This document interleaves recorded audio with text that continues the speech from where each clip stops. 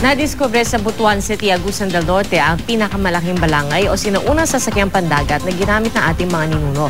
Posibleng ginawa ang tinaguriang mothership bago pa man dumating si Ferdinand Magellan sa ating bansa noong 1521.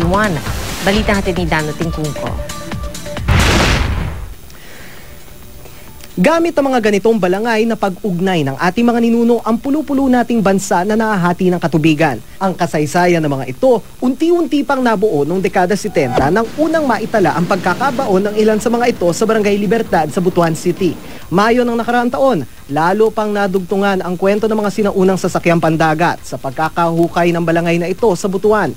Dahil ikasyam na balangay na natagpuan, binansagan itong Butuan Boat No. 9 o Masauhong Butuan at itinuturing na mothership balangay dahil pinakamalaki sa kasaysayan. Matapos sa mahigit isang taon, 12 metro pa lang sa tinatayang 25 metrong haba nito ang nauhukay. 6 na talampakan na raw ang lalim ng excavation nito na halos mapuno na ng tubig ng bisitahin ng GMA News. Sa paunang carbon dating ng National Museum, posibleng gawa na ito bago pa man dumating si Ferdinand Magellan sa bansa noong 1521. It only shows that our ability to construct or to build big boats is not something new. It's been going on since the 12th century or even earlier. Even before the Chinese came to the Philippines, the Filipinos went to China. I mean, through the Butuanos.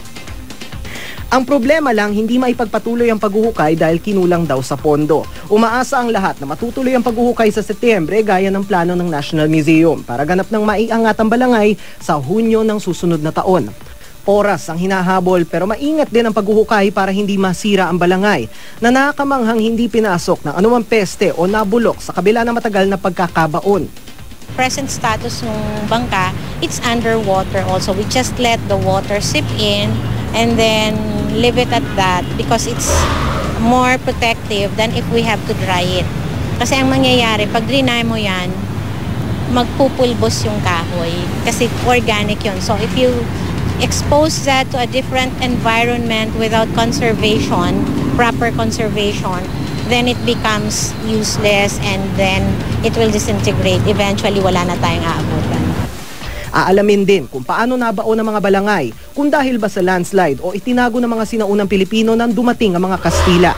Ito kasi yung parang kasagutan sa missing link ng kultura natin. Kung ano ba talaga yung uri ng pamumuhay meron ang mga ninuno natin.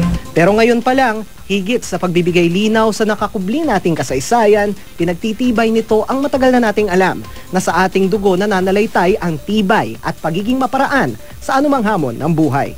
With these big ships, we know, or big boats, we know very well that early Filipinos can go beyond the waters of the Philippines. It's possible for us to build big boats without the blueprints like the Western blueprints.